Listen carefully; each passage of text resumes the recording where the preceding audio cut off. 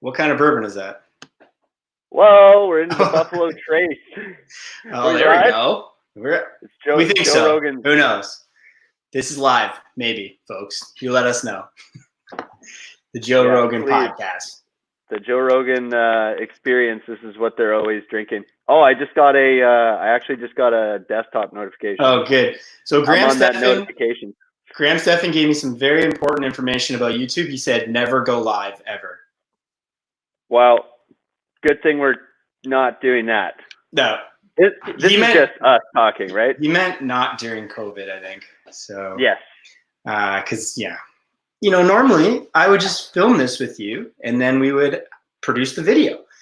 But Jeff and Adam have not seen each other for 45 days. Tier.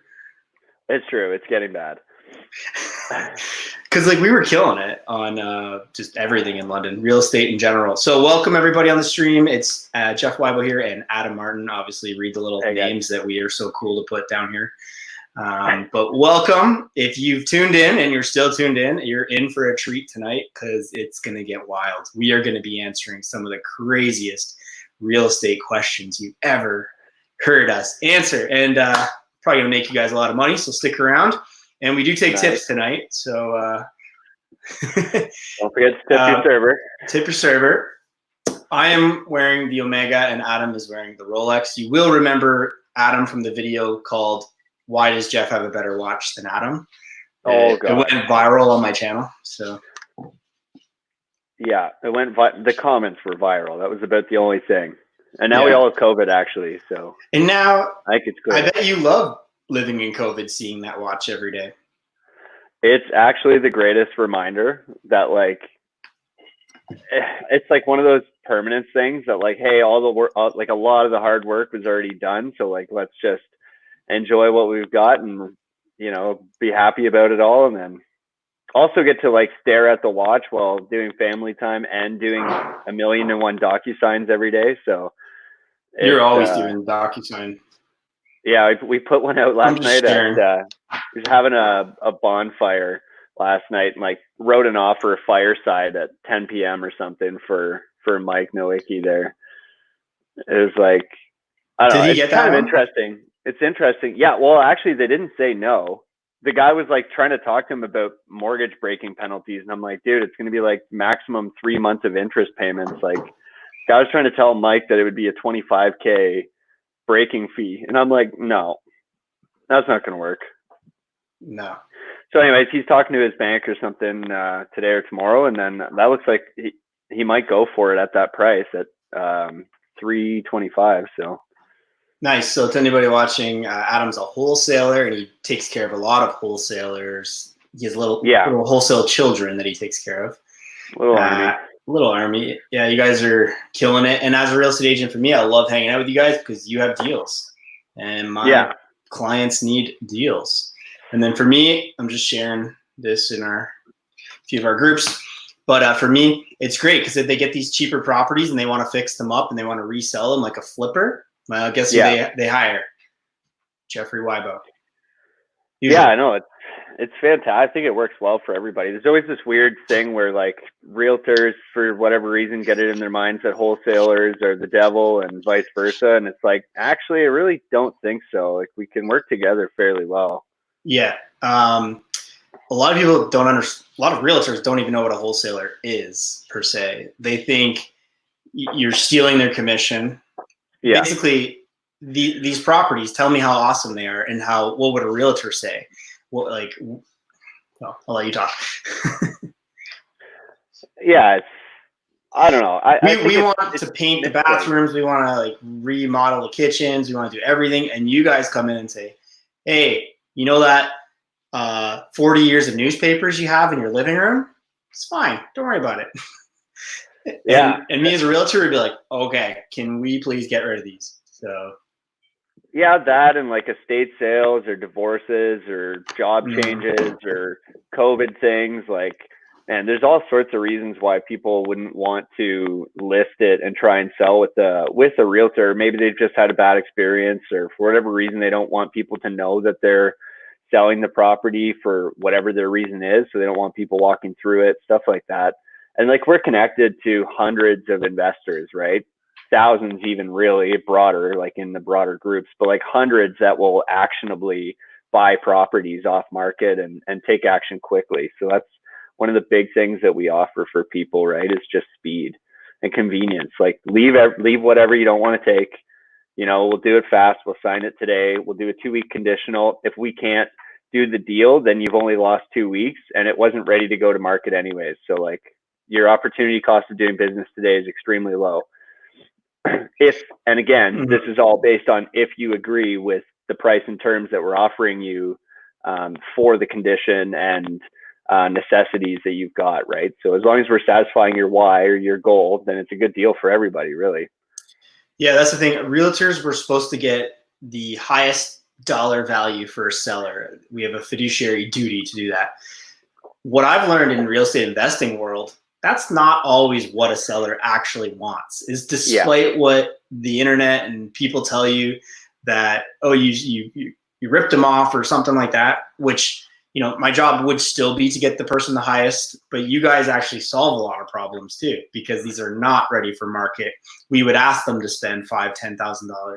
If there's a whole side business, if I just like lent people money to do their renos, but a lot of these people aren't very trustworthy, so you never know, right? So, but just private deals in general too. Like, we generally spend a lot more time than I think the average service provider does, like getting to really understand the seller's why and to really cater to that. So like, when I bought my first deal privately, like, I was able to shop him around apartments. Like, I found him an apartment. I found him 3 that he could select from.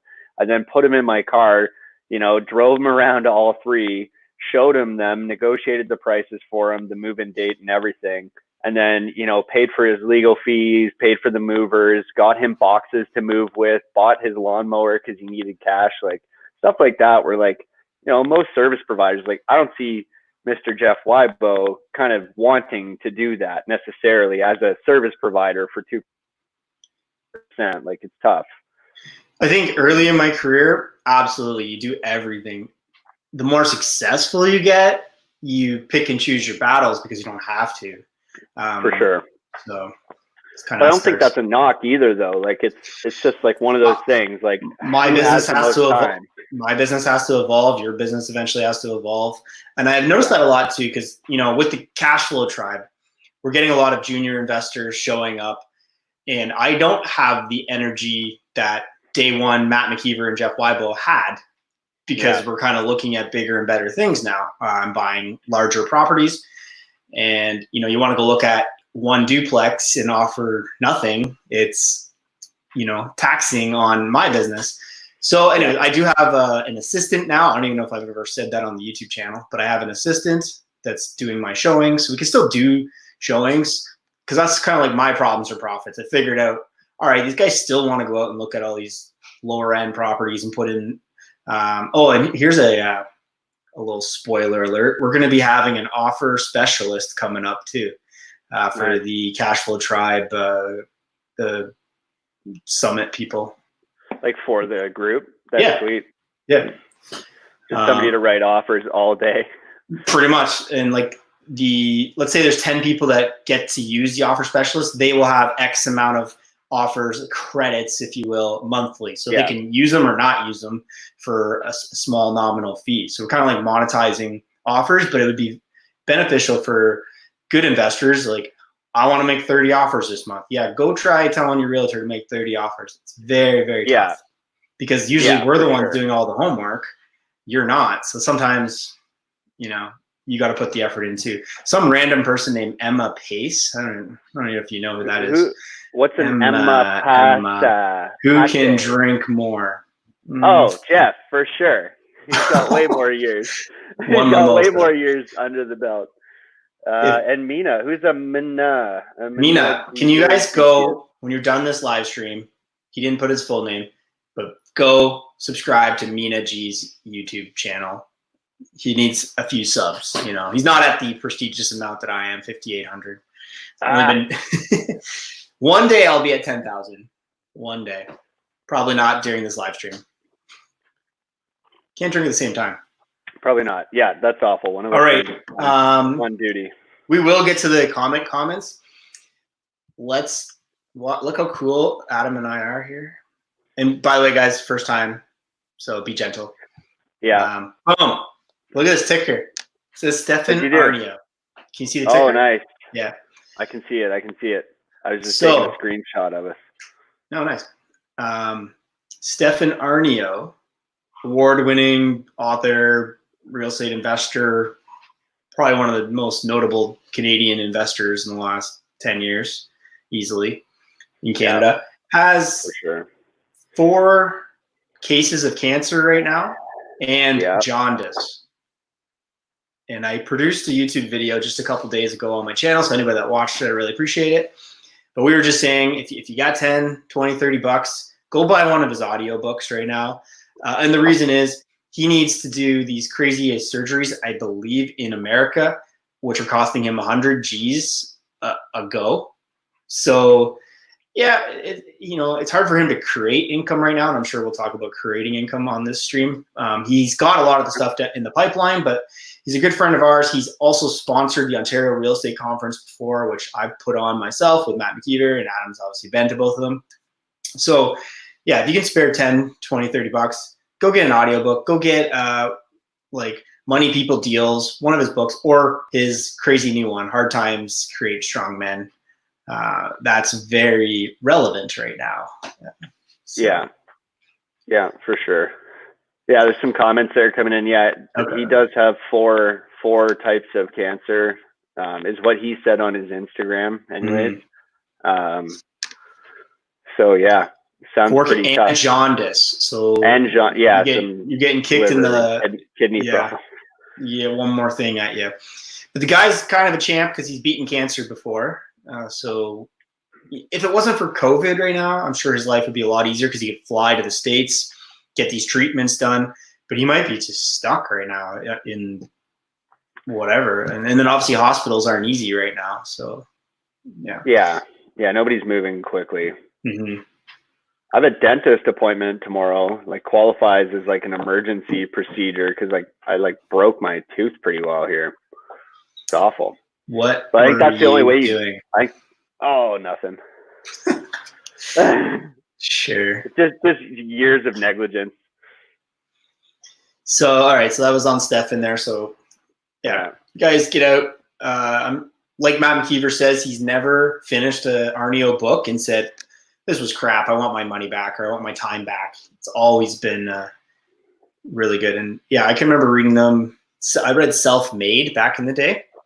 And here's how naive I was. There's some bad editing in the book, in the earlier books, spelling mistakes here and there, spells triplex one way, spells it a different way the next time. And I'm like, who's this editor? And I was like nitpicking a sentence here. Like, okay, blame Chicago freaking spell check or something like that. Whatever. Not Stefan Arnio. Because then I'm like, but this guy has books out. So it's like YouTube right now. This could be a lot better, but we're doing it, For sure. Especially during COVID. I'm happy to do it for all people who are live with us right now. I really appreciate it. But yeah, that's just kind of like get things done. That's obviously what Stefan Arnio did. He just locked himself in a room, wrote a book, produced it. Or a lot of people would sit around for an entire year and a half and say, I'm going to write a book soon. Yeah. Right? Yeah, that's awesome. There's always kind of the two camps, right? There's the one camp that's like how you do anything is how you do everything. And so those people would be upset about like the sort of Gary V model where it's just like, just get it out there and you're immediately going to have more value than you had, or at least be giving more value than if you did nothing or if you were waiting for perfection. But then there are like the process engineers and executives, like Peter Drucker writes a lot about like doing the little things right and like efficiencies and, like I'm talking more like stuff that I learned about in school where they're talking about like the Toyota production system where like a little bit of variance over 1,000 units is actually a lot of variance. Like, so I don't know, there's those two camps, but I think when we're talking content and we're talking about things that add value to people's lives, like it's always better to just take action, right? How many people say, I'm going to buy a property in 2020? or whatever, or like by the time I'm X age, and I'm like, why not this summer? And right now it's literally it's May, and they're like, well, no, can't do it this summer. I'm busy. Like it's like, yeah, I don't have a down payment. Okay, use a VTB. I don't know what a VTB is. Okay, sign up for Cash Flow Tribe. I don't know what that is. Okay, it's like literally basically free. Is the $59 worth it? How much $59 do you waste a month elsewhere? Yeah. Like, oh God, yeah. I'm pretty sure one Uber Eats is getting close to $50 half the time. So, well, if you're two people, for sure, 100%, right? Very easily. Yeah. What you could hear on this live stream right now is my baby crying, dog barking, and me running off to the hospital. My wife's 8 months pregnant right now. So, oh gosh, I have to take over. So, anyways, yeah, real life going on. Definitely eating for two on Uber Eats for sure. Yeah, I love it. Okay, cool. So, although we'll get to the comments, but I just see Janelle. So you see it? Yeah, there's Janelle. And then Emma Pace reminding us about our $120 martinis in Miami, I assume. That's it? That's all no, that like cost? I think we got like two, and they were $120. Oh yeah, at the Fontainebleau. At the Fontainebleau. We were at 10X Growth Con. Adam, Emma, myself, Matt, Peter.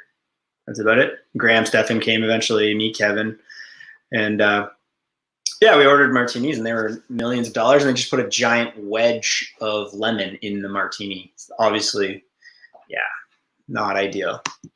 All right, in a plastic cup for $60 martini. Okay, this was a question I got on Instagram. If you're not following me on Instagram, what the hell are you doing?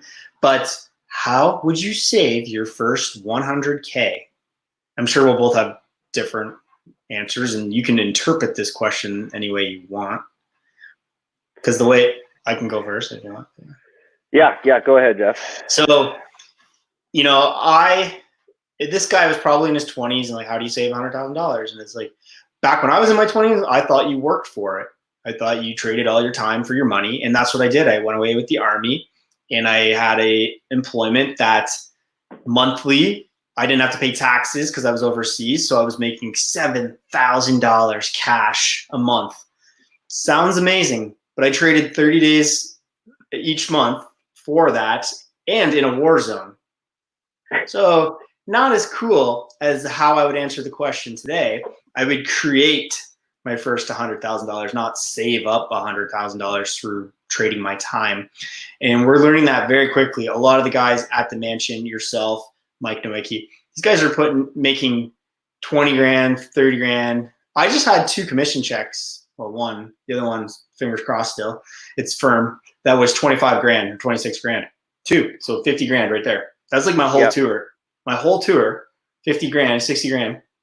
Literally IEDs and shit. IEDs, living there, eating crap, going all the war stuff you don't want to necessarily know about, and 7 pieces of paper now for 26 grand, and another 7 pieces of paper for 26 grand. Honestly, less negotiating on those big deals than some of the BS deals on the low end. So just goes to show you creating, and the only reason I actually created that was from networking, because the person that purchased, I had been networking with for 4 years now. And literally the words were, hey, do you want to make some money? That was literally the word. He's like, put in an offer on this. I wasn't prospecting. I wasn't doing all these things. I was just building relationships. Yeah. That's it. That's awesome. That's awesome. Crazy. So. Yeah, I'm kind of in the same camp too. Like, I remember before working at my desk job, like, I don't even know, like, it would be like 15, 16 hours a day sitting at my desk. And like, again, I had bought the sports car because it was the thing to do. And like, I remember being so angry every morning driving it to work, because I knew that like it was going to sit there outside of my window at work all day, every day, while I just looked at it. And I couldn't drive it because I was too busy working.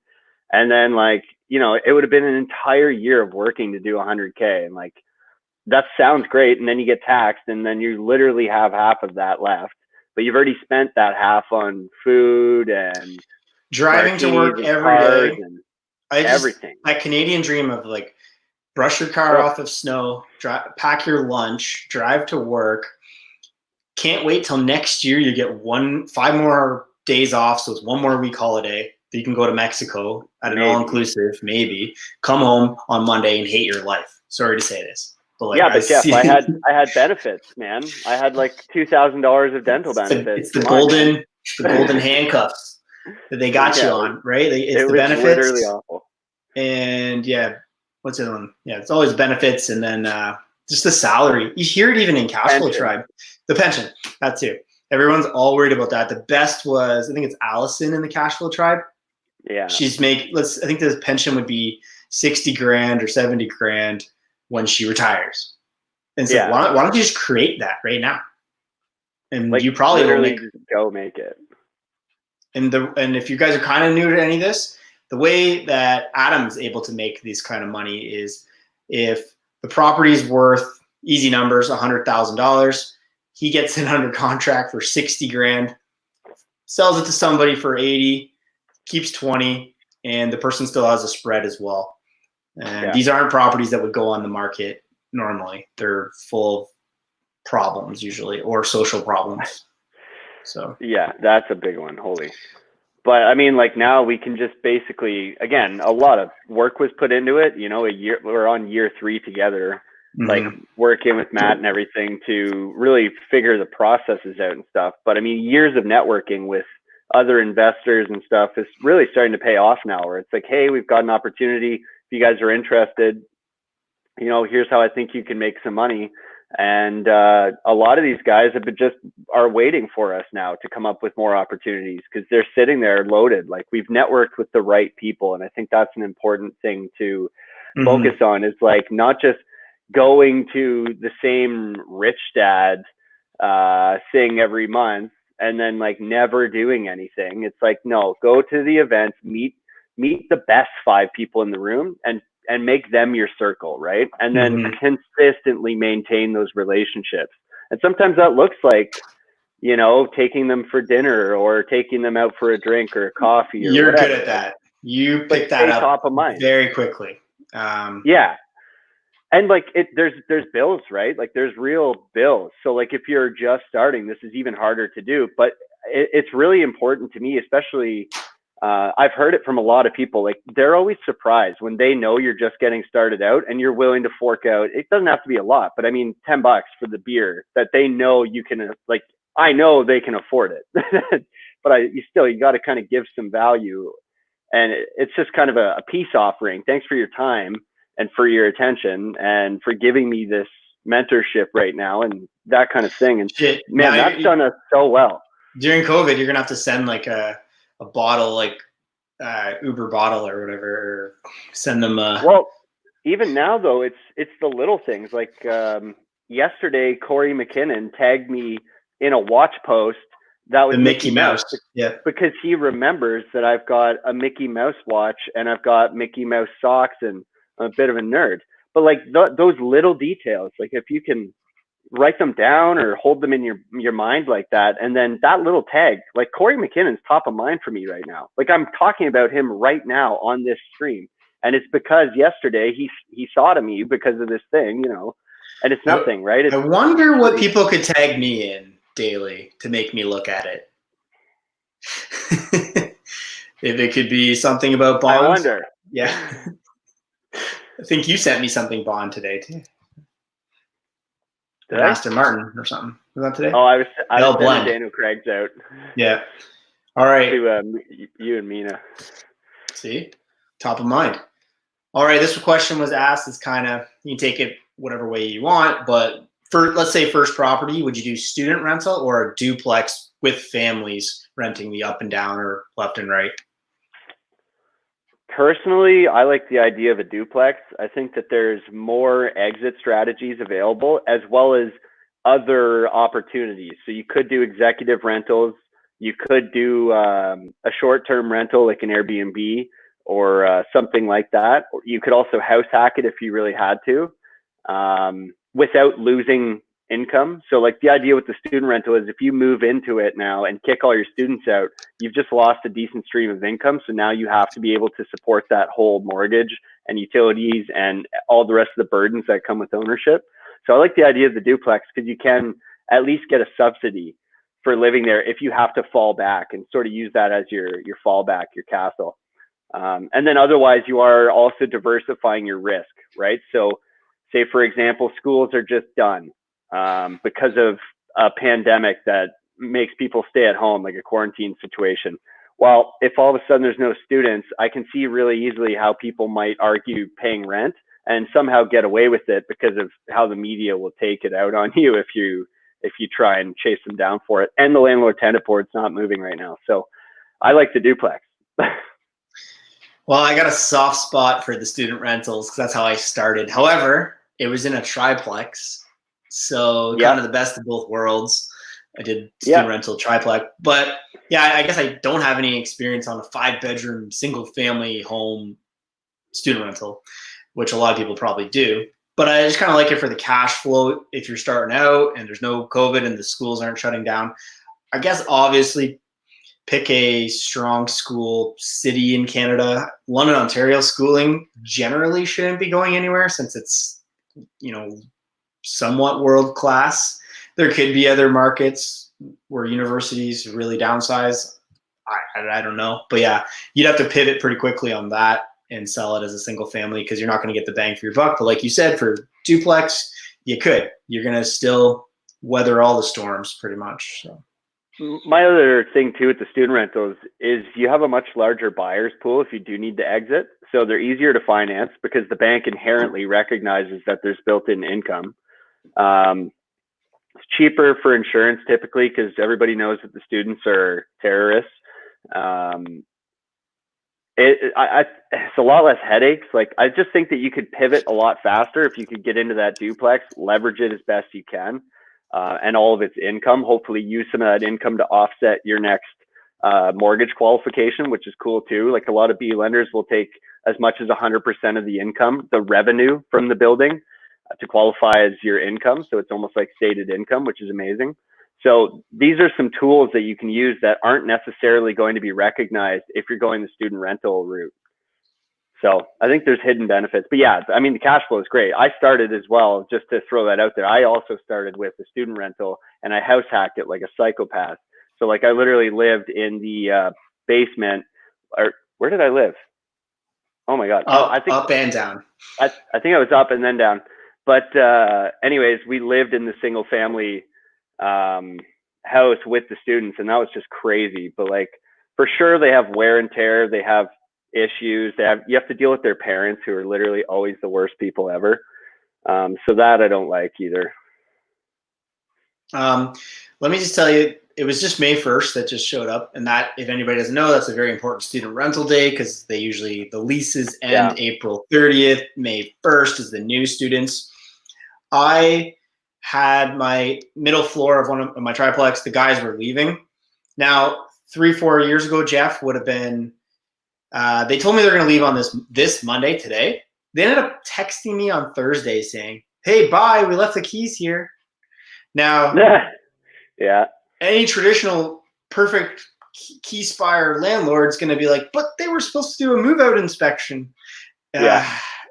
Well, they probably left a bunch of junk and everything. Oh, they left a bed. I'm sure the fridge was disgusting. So anyway, these little battles, I didn't pick this year at all. I was just like, whatever, you're gone, bye. I got my next strategy I'm going to do, and I was turning it over to STR right now, and giving that a try. So I was just like, bye. But like, there's been times where like I traded my time for money. I'd be there. I'd make sure they cleaned the place. Like, made sure the mom and dad were mad and packing up the van on the way out. And like, it's like, well, F you. I'm never seeing you again either. So you better clean my fridge. And anyways, I just had the whole management company go in there and do the clean. Is what it is. So much better. Not going to waste my energy on, like, how many student rental landlords are just so in the trenches or so emotional on a problem. Matt's great. Like, oh, there's another hole in the wall. Oh, well, right. Well, I always talk about this too. Drywall is like $15-20 a sheet or something. Like, it's the cheapest thing. Like, who cares about this? Like, pay somebody $500, a couple $1,000 maybe, to like paint the whole house, clean the whole thing up, and then move forward. So it's like, it's just ridiculous. It's funny you mentioned this. I've actually been paying Shahir right directly from my property management fees to Matt to go and deal with all that for me too, so that I can sit here and give value on your live stream. We would thank you. And guys, think about it. Do you want to go there? What is that task? A $20 task, $30 task, just to even supervise the move out? We need to be creating more income as a real estate investor, and that's where you want to be spending your time. So I think Matt McKeever says it the best. We didn't get into, you first get into landlording, but you don't want it to be a job. A lot of people turn it into a job. You're supposed to be, it's not supposed to be just a hobby. You can grow this thing and get lots of properties. Then obviously you need systems, and you can't be always going there to fix a toilet. It's been amazing. Like, COVID should make you guys an expert outsourcer, because you usually can't go anywhere. You need a Rolodex of phone numbers to call, and that's super important. So I think the other thing is people just kind of have to decide, right? Like, what do you want? Do you want, 1 to 10 units, and that is like your entire life, and that's what you do, is like you're the small landlord that probably has a decent lifestyle, all your living expenses are probably covered by the rental income at the end of the day. And then like you're spending a lot of that management time yourself and a lot of that energy yourself? Or do you want to actually leverage other people's time, other people's resources, as well as your own resources the best you can, to actually grow a really large business? So, I'm thinking about this in different terms. Like today I had Shahir out doing the student rental thing. Okay, I'm writing the offers for the guys, multiplying my energy across 5 wholesalers. Right. So like my brain is essentially, I just say something and then 5 people are going and doing it. So I'm leveraging all of that time, which is amazing. And then taking a small piece. Right. And the same with like the mortgage business. Like I just get the lead, I get the person, and then I just supervise somebody else doing all that work for me. And then again, I don't take the whole piece, but if you can take a small piece of a really big pie, and at the end of the day, you're actually having a lot of people doing a lot of the heavy lifting for you and getting well compensated for it. It's a really interesting way to become part of a much bigger picture, or a much bigger goal. So I really like that. Like, I actually believe it's the same amount of energy to own 1 unit as it is to own like 1 rental unit as it is to own 10. And like, if you're going to play that game, like you really do need to make the conscious decision that like you've decided that your job is managing your 10 rentals, not being an investor, which means literally leveraging all those resources you have. Oh, 100%. Like, I guess a couple things. Like, there's one guy in the Cashflow Tribe, Alex Solga, and I saw him make that. Somebody made a post being like, "You're selling your truck? You're a flipper." He's like, "Yeah, no, I'm an investor. Someone else is going to have a truck and go flip the house. You can flip your own house." And I see April Simmons, if she's still in the chat here, she's military and I'm a military guy. At first, we dig the trenches, and somebody's telling me to dig a trench here. And that's fun in your first couple of years. And then eventually you want to be the guy that tells, dig a trench here. And eventually I've been fortunate enough to be around many Canadian generals and American generals and British generals. They aren't you're not telling them that we need more socks, or they're solving top problems and getting paid the big bucks for top problems. They're not solving, hey, we're out of drywall sheets, Yeah.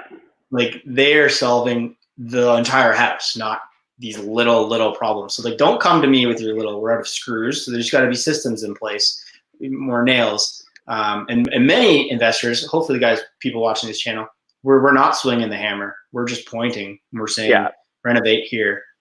And that's how you leverage. That's why I'm in a race right now with Mina and you actually. You just don't know it yet, but we're all in a race right now to get to the Aston first, right? And I keep looking. Every time I look at my truck, it's a great reminder. I'm like, anytime I'm in my truck, I'm doing something I shouldn't be doing. Because like, if you're transporting materials or you're pulling a trailer that has this stuff in it, like, you are literally doing the worst or like lowest value thing that you can do for your specialized skill, which is not like, my skill is not trades. We learned this when I worked for Matt. I'm a horrible contractor. Okay. So I need to be talking to people and building networks and negotiating and, doing my deals, which is what I'm great at, right? Mm-hmm. Sourcing and attracting deals and capital, which is fantastic. And so like, every time I look at the truck, I'm like, God damn it. Like, why do I have this thing? But then I also go, hunting a lot, and I love being able to drive wherever I want, which is kind of nice. So you need both. The answer's both. But yeah. All right, I put a new question down there. This was a question asked to me on Instagram. Is the housing market coming down or crashing, or all these doomsday COVID questions that we get daily to look into our crystal ball? Yeah. I don't know what you're seeing. Me as a real estate agent, it's been quiet. I do a lot of multifamily, and we are told to not go into the tenants' rentals at all right now. And then most tenants say, yeah, get lost. You're not coming in here. Real estate is an essential service, so we're supposed to still operate. Obviously, closings are happening at lawyers' offices, but it's very tough to get into multifamily. But what I've been seeing about the pricing for just single family in Fertile, Ontario, pricing, say, somewhere around $400K. All the pricing's staying the same. I just don't think there's a lot of volume, because I think there probably is a lot of people that want to put their house on the market. But what do you think they're thinking? Let's just wait let's wait till May. Let's wait till June. So what I think is going to happen, and I'll just look into my crystal ball. We normally have a really hot spring market. I've been saying this a lot. The fall is going to be the new spring this year. So get ready. We're going to be in for a freaking crazy summer fighting over properties, especially if all the things are lifted and we're allowed to go outside. And then the fall is going to have crazy record-setting falls and all that kind of pricing, because that's when people will close too, because they're going to buy in somewhere in the summer and probably close in September. And people like to say, well, what about the school year? And I'm like, what about the school year? They don't even know what they're doing. So it's not like families need to move for September 1st right now. Like, they don't even. Everybody's at home, so. Yeah. I don't know. We look at the market every day. So every morning at 8 a.m., Matt McKeever and I review the sales, the volume that's moved over, as well as the new listings. And we haven't seen any significant dip or anything really worth mentioning in housing prices in London, Ontario. What we've seen is the volume of sales has decreased dramatically, but like the price is not either going up or down. So it's sort of a strange circumstance, because, when you look at economics, technically there should be a movement in price right now. If there's less volume, if there's less movement, the same number of people should technically need to sell if they need to sell. So we should see the price actually go down. But normally people were buying right now to close in like July and August and June, because they wanted to get set for school. But right now everybody's just stuck in place, and nobody knows what's going to happen next year. So just kind of like waiting. So I think May, June should be hot, and we'll see if Ontario. Questions. I think it's about the Serb from Michael Fa.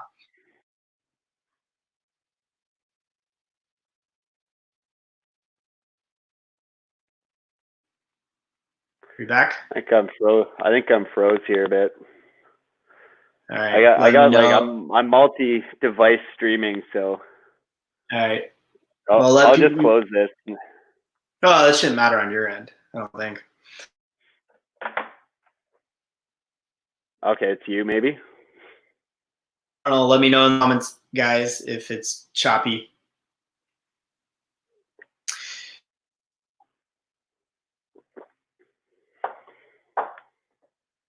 Go on.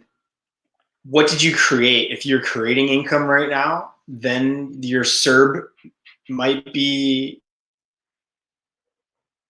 right now due to your situation. You'll keep your $2,000 CERB, but talk to Mitt. I'm not the accountant or our accountant. All right, what else I got here? Jeff, you keep freezing. Sorry, guys. Jeff LeFroze. Oh, I got Jeff back now, though. All right. Let's see here. All right, I put a new question in.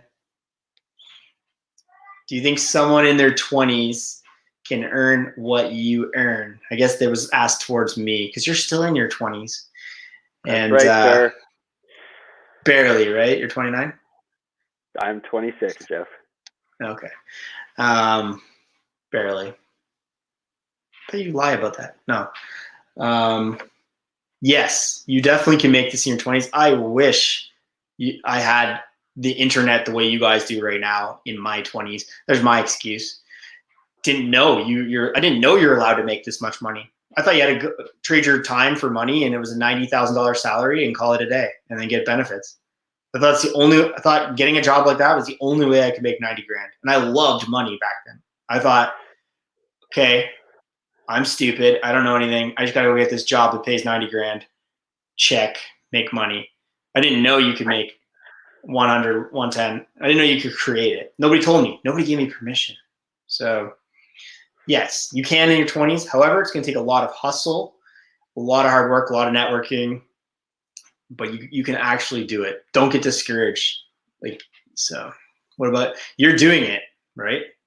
Yeah, I'm doing it. So I think it's just a matter of understanding your goals and really seriously putting in the work. So like doing the networking, doing the phone calls, doing the sales.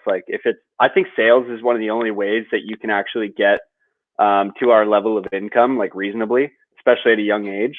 I've always learned that like literally salespeople are the highest paid people. Like there's no real arguing that. It's like business owners and salespeople. So like, yes, if you get yourself into a sales role, this is 100% how you do it. I found that out through door-to-door sales, where like I made like 40 grand that summer, and I was like, oh my God, it was like opening a warp tunnel into some other reality where you're like, what do you mean? Like it was just a couple months. Like we say you're the average of the 5 people you spend the most time with. Nobody that I was spending time with talked about any of this stuff. Well, it's because they weren't doing it, Jeff. I didn't cut my grass at my rental property, and I got chirped being like, "What, you too good to cut your own grass?" I was like, "No, I'm outsourcing that so I can go figure out a way to make more money elsewhere." Where they had a salary and they make X annually, so any grass cutting services takes away from their annual salary, where we know how to make more. So that's why you see a lot of people doing their yard work on the weekends, because they finish their 9 to 5, and it's like, oh, let's do yard work all weekend. And I'm like, yeah, screw that. My neighbor, he said that he's gone through 3 to 4 lawnmowers in the last 3 or 4 years. I'm like, I outsource that for the same cost that you're paying, and then your lawnmower breaks and you're the one cutting your own grass. Don't give me these. Doesn't even know how to start it. I do not. I used to, and then I had a grocery shop this week. That was scary. I didn't know what I was doing. I usually that's crazy. Someone's here doesn't detail. Someone's T4 doesn't detail monthly income. Seems like a giveaway. I guess I could look at your bank accounts if they're going to really audit you. So I don't see too many people getting audited after this. Like I don't think they're going to do the whole.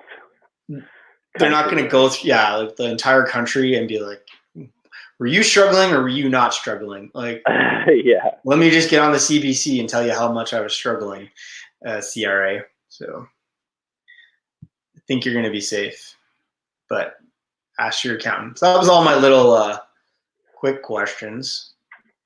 Obviously, the chat. What posters behind me? This is now. You did? Well, like I just turned that off so that if it was me killing the internet, then let's see though. Your question master. No, there's none. But well, except for this is the world is not enough. Somebody asked if it was Goldeneye. It's not. What? Come on, people. Yeah. That's an amateur question. There you go. You should be able to see these questions. Guess. Oh, maybe I can see live. Guess see viewers' comments. You should be there, and you're not banned. Oh, I haven't banned you yet. No, it's good. I can see now. Kevin was in here for a minute. Where's Kev? Shamir, good Bond guy in here. Nice. Janelle, thanks for coming in, Janelle. Appreciate it. Sorry that I was frozen. Probably someone's watching Netflix.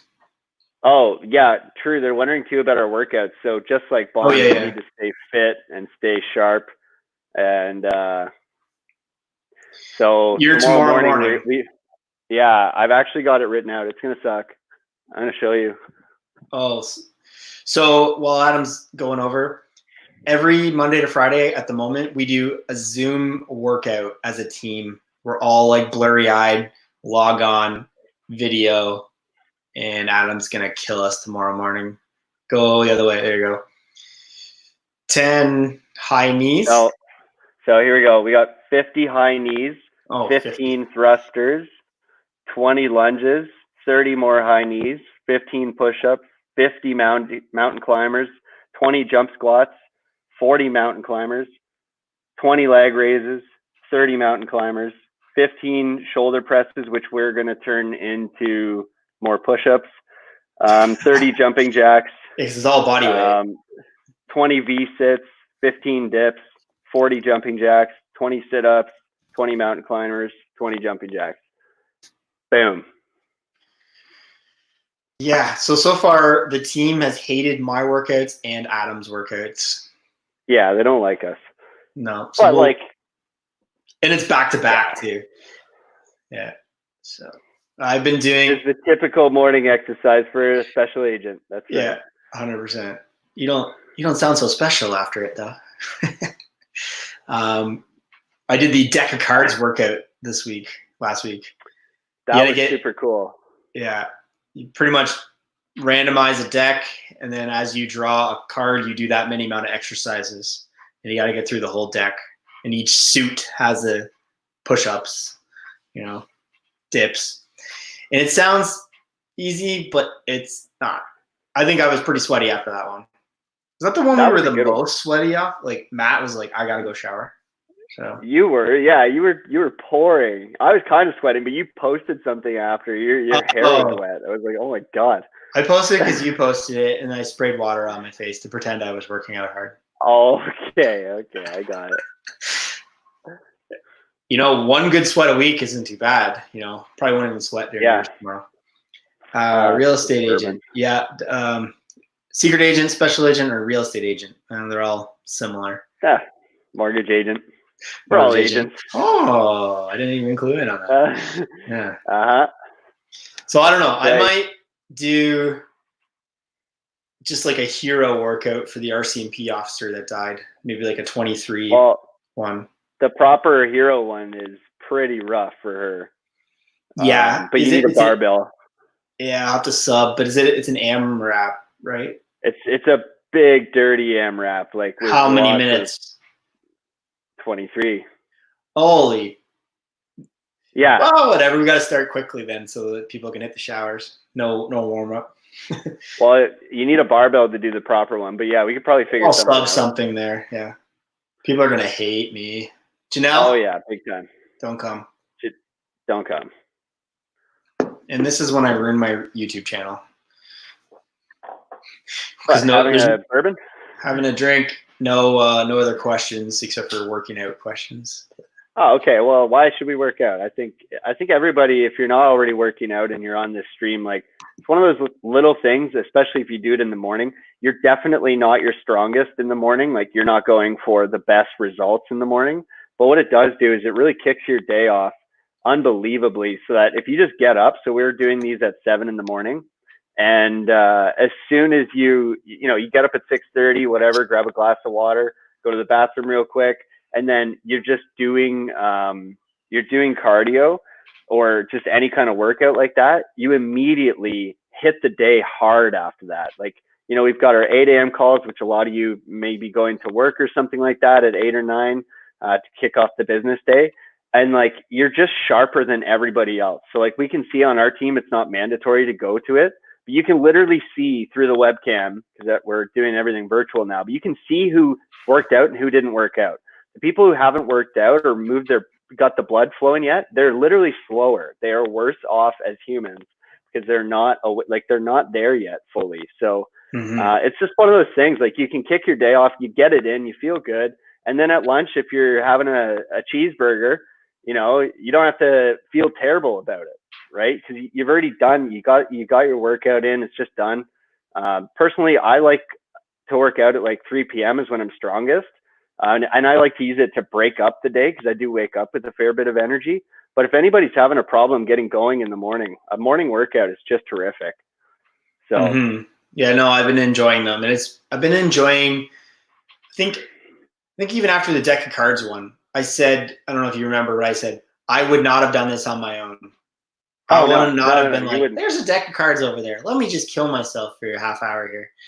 There's no way. You get through half the deck and you're like, I feel pretty good. Yeah, I feel good about it. So that team thing at 7 a.m. has been pretty cool. And that's obviously, we finally have what April's writing in the chat there, PT, physical training. Our whole thing is turning into a paramilitary of wholesalers and real estate agents and YouTube people and media team. And it's like work out, get to work, quick shower, and then get at it, right? And then work all the way till 9 o'clock at night here.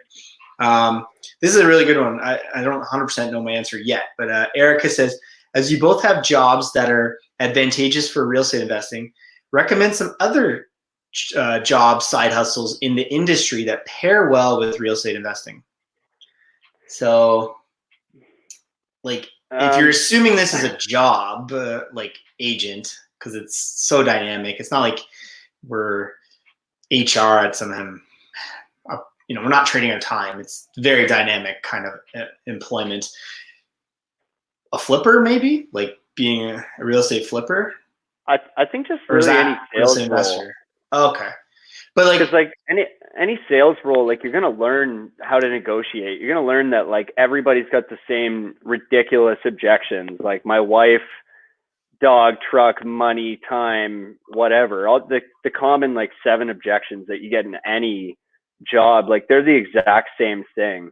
So other income source, it's always nice if you can go like horizontal, or sorry, like it further down to the vertical stack. So like when you look at real estate investing, like that's just one piece of a very large puzzle. So inside there, think of all your power team. There's a real estate agent, there's a mortgage agent, there's a lawyer, there's contractors. So inside the contracting world, there's everybody. There's tiling, there's drywall, there's electricians, there's plumbers, there's flooring guys, there's landscapers, there's junk removal. There's one interesting one that nobody would have heard I'm assuming, is like the service that empties out the house if there's a death.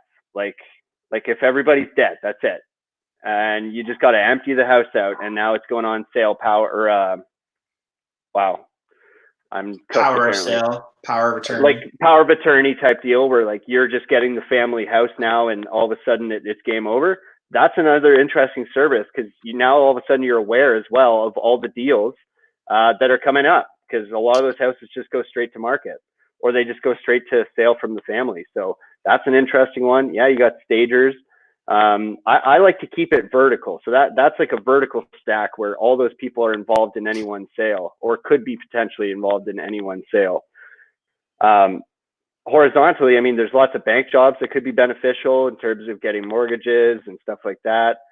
Really any professional career. I mean, most of the investors we run into are doctors, CPAs, professional services like that are often who we run into. So, but I think the best thing is the vertical stack. Like when I was looking at it, we just didn't have a mortgage broker in our network that was like right inside our network. So I was like, hey, for the $3 to $5 grand of startup cost, I'll just become a mortgage agent. And then all of a sudden we have an in to all of the lenders, right? And then all of a sudden I can get meetings with people that I shouldn't be able to get meetings with. So I think you should always look at real estate investing like that. Like, who do you want to be in a room with? Well, I like the people that I can get in a room. I made a phone call the other day, actually, for some business for inside the team, kind of, where I'm looking for $2 million, 2 point something. And I just made a phone call, and it's like, oh yeah, we've got 3 million that needs to move. So like, I love my version of life where I can pick up my cell phone and somehow in literally a 2-minute phone call, I've found $3 million. Like, that's not really normal life for a lot of people. So, but the way you get there is by appropriately leveraging that vertical stack. So like Jeff's already a real estate agent, so it doesn't make a whole lot of sense to do that. And again, what I'm talking about is sort of a team environment or a power team environment. So if you find out that there's not a person in your power team that's exceptional, like Jeff's a great realtor, so we don't need to be a great realtor. He's got that. Okay. Am I a great mortgage agent? No, but still, I want to use those connections and that access to get inside information. So I think that's one of the best ways you can do it, is to keep it vertical as opposed to going horizontal. But if you can't go vertical, if like you don't want to be a mortgage agent or you don't want to be Jeff, then think about other sales roles that just will help you in the negotiation phase of things, or at least generate you a lot of income. Because if you're stuck at McDonald's right now making 40 grand a year, it's really hard to meet the right people, number one. And number two, it's really hard to increase your income. Because even if you double your income, you're really only taking half of that home. So you haven't made a dent. 20 grand doesn't do a thing in this industry, like nothing. It's pretty much useless. You might as well lend it out, because like you just can't do anything. So, I guess that's my 2 cents. There you go. I like it. Cool. I think we'll wrap her up pretty quickly, unless there's any crazy questions. I know there's just one, like, let's see. Oh, look at that. Cool. I can hit the buttons. That's pretty cool. Oh, where was that? Where was that? We're learning. Yeah. Are real estate agents generally more successful if they have high energy or laid back, or is it a multifactorial? Like how many networking events are we at till 10 o'clock at night, 11 o'clock at night? We've already put in the full day. So it is a lot of talking, a lot of networking, a lot of listening to stories, helping people out, networking, whereas most people are at home. So I think you do have to be pretty high energy at all times, because, before COVID, we'd be out on a networking event in Burlington on a Tuesday, and then on RIA on a Wednesday, and somewhere else on a Thursday. And it just never stops. And then we had our own stuff on the weekend. And sometimes the family question for me at home is, are you in or out tonight? That's like the only, generally I'm probably out, because I have to go network. So you eat and then you run out pretty much, and then go network. So you got to have full energy. So like the workouts have been great. Coffee is amazing, that kind of stuff. Yeah. So premium vodka and some bourbon. But no, I've seen both examples work. Even the contrast between, say, Ben Humble or myself, or you, Jeff, and Matt McKeever. Like Matt McKeever I wouldn't consider him generally high energy. I mean, he does high energy, but that's not his normal state. So like, obviously the more calculated, more introverted types can obviously succeed in this industry, but you really need to have the passion to be able to succeed if that's your personality type. Like if you're not passionate about talking to 10 new people and getting their phone numbers and then literally cold calling them the next day, hey man, I was just pulling up my calendar, wanted to reach out. We just met last night. I had a great conversation with you. I was just wondering when would be the best time to get together for that coffee we talked about, and then actually put it in your calendar. If you don't have that kind of passion, it's really tough, because it's discouraging after a bit. Like it might take you a year. It might take you 2 years. It might take you 3 years to get a deal, right? Your first deal, if you're taking your time on these things. And so, your friends, your family, a lot of people close to you are going to tell you, to rein it in a bit, right? What are you doing, right? What's the common one? You need money to make money. That's the thing people really like to say. Yes, that's true. But also I got into my first property and made my first, $70,000 to $100,000 of equity at this point in real estate with absolutely none of my own money. And I had no credit. I had no money. I had no income at the time. I was not working. I was working with Matt and Jeff, but not on paper. So like, is it possible? Yes, if you're passionate as all hell, but you can't take the first no or the first 100 no's. So like, it's something, because you got to be ready for your parents, for your best friend, for your wife, for maybe your kids. I don't know what situation you're in, but if they're like, hey, Dad, what are you doing? Right? Or your wife's nagging you about whatever, or your parents or close friends, like you're going to feel it, right? Because those people mean something to you. You respect their opinion, but sometimes you can't be listening to them. They care for you they don't know what the heck you're doing because you're doing something against what they've done as Canadians their entire life. Well, sweetie, we're just going to get a VTB and get into our first property. So I asked, like, what is your biggest real estate? What's holding you back from buying or whatever, some version of that question? And money. And like, and I go, you sound like you're so cheesy if you respond, what if I told you that you didn't need money to buy real estate? It's like, dude, sign up now. Give me $2,000. But like, it is so true. And so many people just think they need to save their own money to purchase real estate.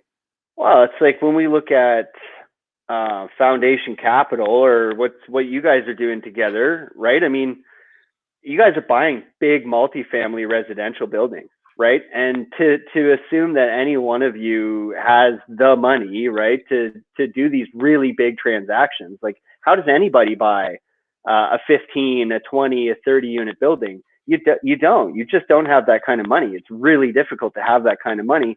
So we're always leveraging other people's time, resources, other people's money, that kind of thing, or doing seller financing or other creative financing strategies. I mean, the world, it's not enough. There's unlimited opportunities here to raise capital, to partner with people, to use private money, to use second mortgages leveraged against your existing assets, home equity lines of credit, bank of mom and dad. There's lots of ways to get into real estate, and it doesn't need to be your capital, right?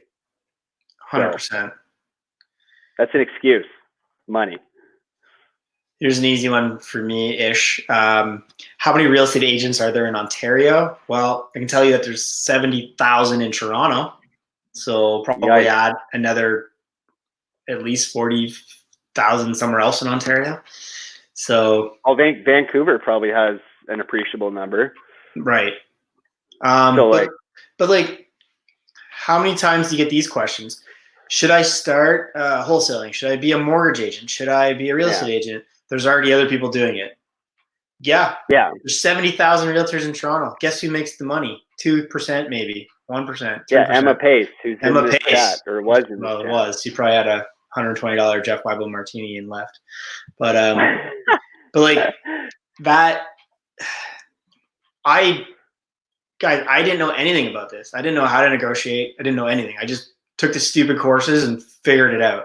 Turns out I'm not bad at it, but oh, did your dad do it or something? Are you networked with all these people? No, I'm not. I just literally figured it all out. I am from the city that I work in, but I'll tell you, none of my high school friends are my clients. It's all new people. It's all new people. Yeah. So a lot of people are like, well, I just moved to Kitchener, or I moved to Philadelphia, or I don't know anybody. I would love parachute me into LA right now and tell me I'm a realtor for 90 days, go. I think I'd make a sale. For sure, man. Well, it's funny because like Emma Pace is literally one of Toronto's best freaking condo realtors. She was a DJ. Yeah, right. She's from here. You were playing soldier before you did this. Mm-hmm. Like, what does that? There is literally not a single transferable skill. Like, not even one. I'm sorry, but there's just not. You're gonna be like, hey, do you want to sell your house or like? Or what? None of that, but definitely time management. Emma had to show up at the DJ on the right time, but I mean. Okay. Well, we'll show you in the morning about the discipline. If you can put your socks on, put your jacket on, and drive your car and be at a property at the time you tell somebody you're going to be at a property at, you're ahead of 90% of the realtors out there. So it's pretty sad. Cool. All right, man. And we'll let you go. Well, thanks for tuning in, everybody. This was fun. This is pretty weak. We're only doing it for an hour. We'll have to. It's a tease this time. We'll do like another, because like this should be like a Friday night, not a Monday. But every day is a Friday during COVID. Every day is a Friday. But yeah, I used to do a live show with Matt McKeever called the Cash Flow to Go Show on his YouTube channel, and I missed it. So hopefully, maybe me and Adam start our own little Cash Flow to Go. There you go. Hopefully, we're doing it from the couch soon with real martini. Yeah, exactly. Jeez, this is awful. I'm stuck in the basement here. All right, man. All right. So if you guys never did hit the like button for me on the live stream. That would help me out a lot. And then obviously if you're new and you're not subscribed, what are you doing? But, you know, more amazing COVID real estate content coming out on the channel. And we will see you guys in the next video. Thanks for watching live. Bye. All right.